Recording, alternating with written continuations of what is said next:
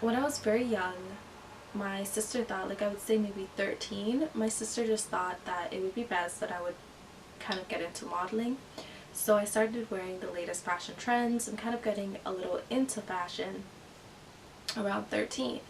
Transitioning into high school, although my school was a uniform based high school, I was still matching whatever I could and trying to make my own, because I was always into fashion and makeup and just being my own person. I never stuck to rules and tried to conform myself into any bubble. I always was someone that knew that I was destined for something great. I didn't think that I was put on this earth to just be a basic ordinary person that follows whatever anyone else does. I never really did what anyone did. I did what I wanted to do. I wore what I wanted to wear, no matter how many people made fun of me about for it, no matter how many looks I got or snarks or comments. I just did what I wanted to do.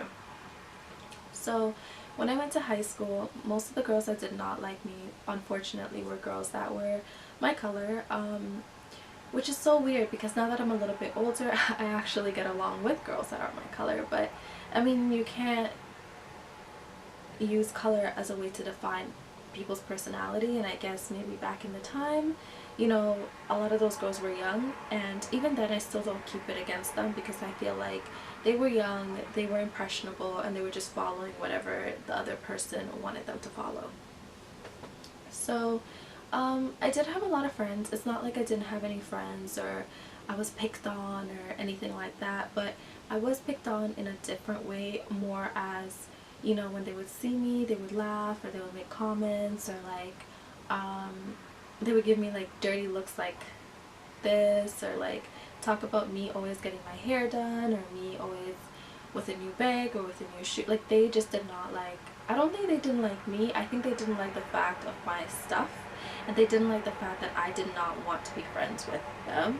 And it's not that I didn't want to be friends with them because I didn't want to, but more so because I have always been a solo person. I've always been by myself, and I feel like, show me who you really are when we're not friends, so that way you don't have to pretend who you are when we are friends.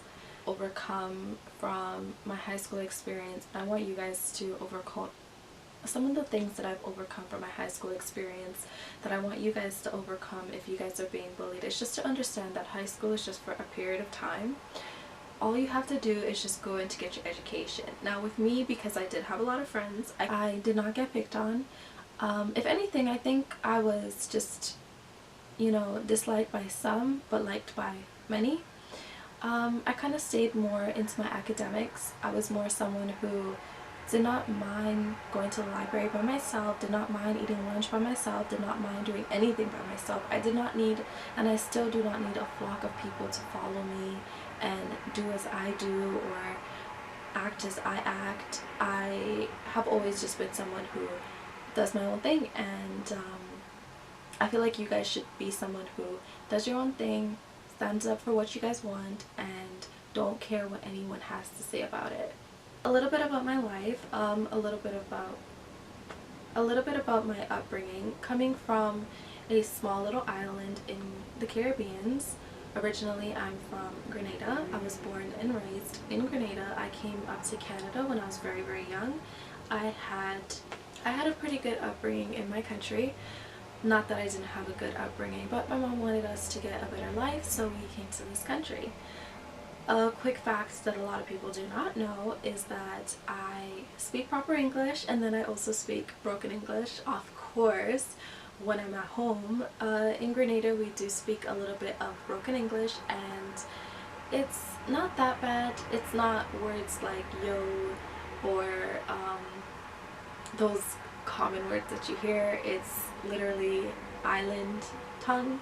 So it's kind of like how Rihanna speaks, that type of broken English. Because I came from a small little island, I felt like I didn't want to come to this country to kind of waste my time, or to kind of, you know, not go on the path that my mom put for us. I wanted to make sure that regardless of whatever I was going through, that I would stay strong and I would keep my mind right, because I know where I came from and I did not want to take anything for granted. Not taking anything for granted, I was able to focus in my books, focus on my schoolwork, and I feel like if you guys just literally, I know this is hard because even I have lost my temper at one point. There are going to be times where people will test your limits, and I do believe that if someone tests your limits, that you should stand up for yourself. I'm not saying to have a fight or go into a fight with the person, but realistically you do have to stand up for yourself, because if you don't stand up for yourself today, you're going to stand up for yourself tomorrow, or people will keep pushing you today and tomorrow.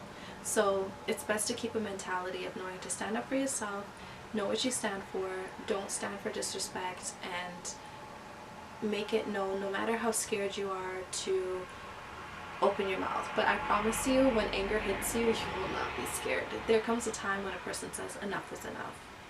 Ways that I was able to kind of get out of my anxiety. Now, anxiety kind of took me because it's kind of hereditary. My mom had anxiety when she was young too as well, and my mom had anxiety when she was around my age, when I was in high school, and I've had anxiety since middle school. I get really scared, I get really nervous, my pulse gets like really sweaty, my heart starts beating, it doesn't matter who I'm around, it's like the worst feeling in the world, and I hate it. I hate it a lot. I hate public speaking. I was able to break it when I was in high school. I think as time started to progress and I started dealing with real life situations and, you know, working different places, I was able to actually break my anxiety. Working on breaking your anxiety, I think it comes within the person. It kind of came for me when I wasn't really thinking about my anxiety. It just kind of came out of nowhere, and I no longer had anxiety.